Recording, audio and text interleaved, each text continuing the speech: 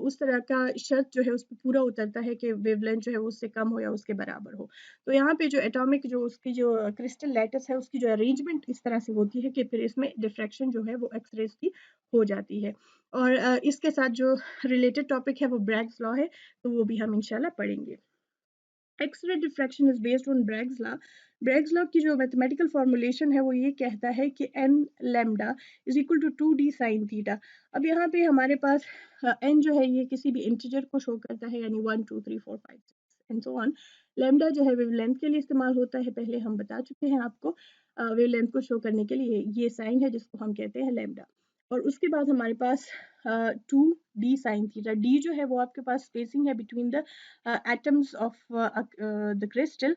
और sine theta जो है, थीटा आपके पास क्या है, ये आपके पास ग्लैंसिंग एंगल है। ये आगे हम पढ़ेंगे कि व्हाट इज ग्लैंसिंग एंगल।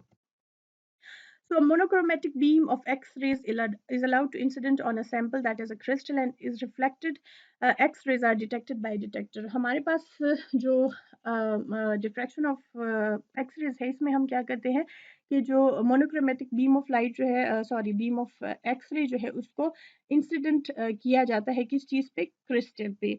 और फिर वहाँ से लाइट जो है वो क्या हो जाती है, वो रिफ्लेक्ट हो जाती है। तो जब वो, सॉरी लाइट नहीं, एक्स-रे रिफ्लेक्ट हो जाती है। तो जब एक्स-रे रिफ्लेक्ट हो जाती है तो वो जो डिफरेंट रिफ्लेक्टेड एक्स-रेज़ होते हैं उसको हम क्या कहते हैं, उसको हम एक डिटेक्टर से डिटेक्ट करते हैं।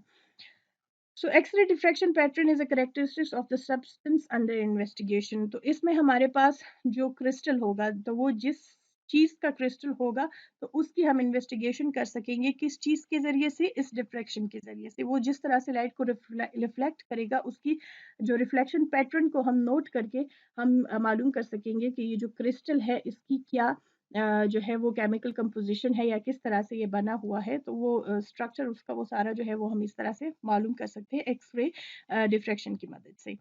ये हमारे पास जो है वो इसकी डायग्राम है। ये बेसिकली लैम्डा है आपके पास। लैम्डा आपके पास क्या है, वेवलेंथ, जो कि पहले मैं आपको बता चुकी हूँ कि 2 क्रस्ट या 2 ट्रफ के दरमियान का जो फासला है इसको हम क्या कहते हैं, वेवलेंथ। और ये थ्रू आउट सेम ही है, ऐसा नहीं होगा कि यहाँ ये अलग है तो यहाँ पे अलग होगा, बल्कि एग्जैक्टली सेम होगा। तो ये हमारे पास जो है डी जो है, जो कि फार्मूला पिछले ब्रैग्स लॉ में हम पढ़ चुके हैं। तो अब मैं आपको बता रही हूँ डायग्राम में कि यहाँ पे क्या क्या है। तो ये जो डी है ये आपके पास क्या है, ये distance between the atoms in a crystal lattice. सही है, क्रिस्टल के अंदर जो एटम्स की अरेंजमेंट है तो उनमें दरमियान में जो ये जो फासला है इसको हम कहते हैं डी। डी से डिनोट करते हैं ब्रैग्स लॉ। और यहाँ पे फिर हमारे पास जो है ये आपके पास 2 थीटा है। और एक दूसरे डायग्राम में फिर मैं आपको ये थीटा जो है वो एक्सप्लेन करूंगी ग्लैंसिंग एंगल का।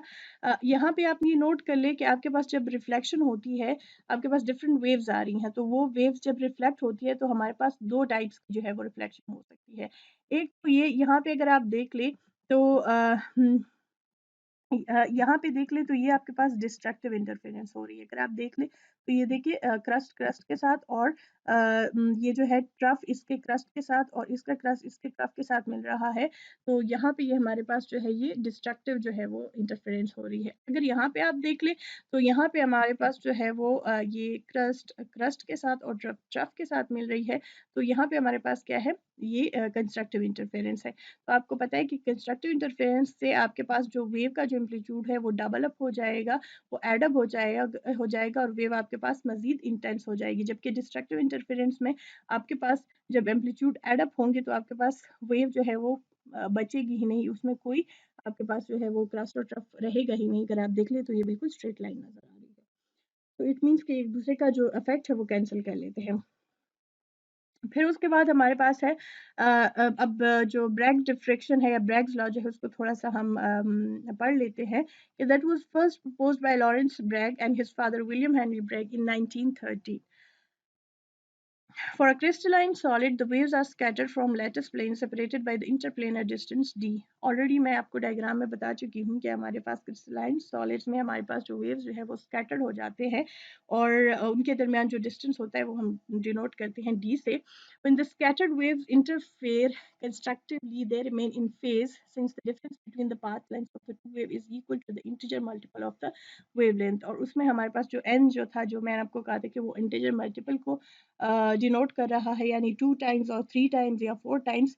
तो ये उसकी बात हो रही है। The path difference between two waves undergoing interference is given by 2d sine theta, वो ये theta is the glancing angle. आगे जो है वो डायग्राम में हम इसको एक्सप्लेन कर लेंगे।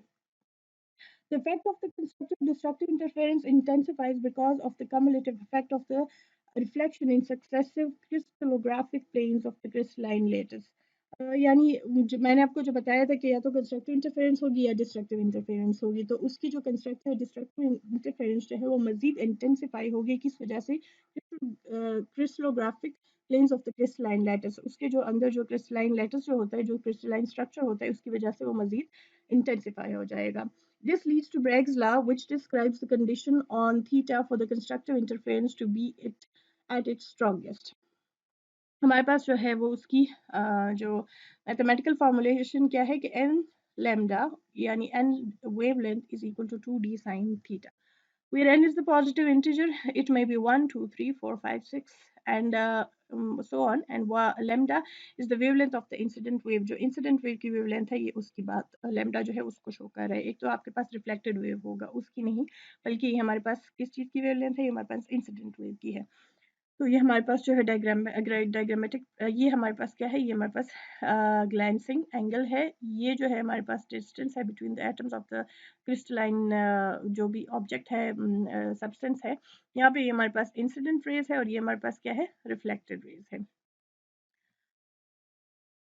फिर उसके बाद हमारे पास ये है कि बेसिकली डिफ्रैक्शन ऑफ एक्सरे जो है वो हम इस्तेमाल क्यों करते हैं, तो हम इसलिए इस्तेमाल करते हैं।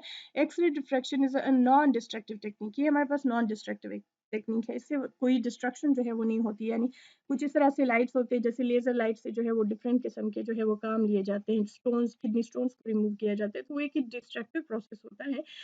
उसमें जो है वो चेंजेस आते हैं ऑब्वियसली, लेकिन यहाँ पे इसमें कोई चेंजेस नहीं आती, इसमें कोई डिस्ट्रक्टिव जो है टेक्निक नहीं है। ये बेसिकली क्या करता है, it provide detail information about, इस चीज़ के बारे में इंफॉर्मेशन देता है क्रिस्टलोग्राफिक स्ट्रक्चर, एंड उसका जो क्रिस्टलाइन जो स्ट्रक्चर है किसी भी सॉलिड क्रिस्टल का, उसके बारे में, उसके स्ट्रक्चर के बारे में हमें बता देता है, उसकी केमिकल कॉम्पोजिशन कि वो किस तरह से बना है, and physical properties of the material, उसकी फिजिकल प्रॉपर्टीज क्या है, ये सब जानने के लिए हम यूज करते हैं किस चीज़ को, हम एक्सरे की डिफ्रैक्शन को यूज करते हैं। तो ये हमारे पास जो है आज का जो लेक्चर था, जिसमें हमने डिस्कस किया डिफ्रैक्शन। डिफ्रैक्शन हमने आम किसी भी वेव के लिए उसको डिफाइन किया, और उसके बाद हमने diffraction of light specifically define किया। उसके बाद हमने डिफ्रैक्शन ग्रेटिंग के बारे में पढ़ा, और उसके बाद हमने पढ़ा diffraction of x-rays by crystals and Bragg's law. तो अगर आज के लेक्चर में आपको कोई भी किसी भी किस्म का कोई मसला हो, तो आप व्हाट्सएप ग्रुप में जो है वो मैसेज कर सकते हैं, मैं आपको इंशाल्लाह इसका जवाब दे दूंगी। इसके अलावा और भी कोई सवाल हो तो आप कर सकते हैं। थैंक यू सो मच, आज के लिए इतना काफ़ी है।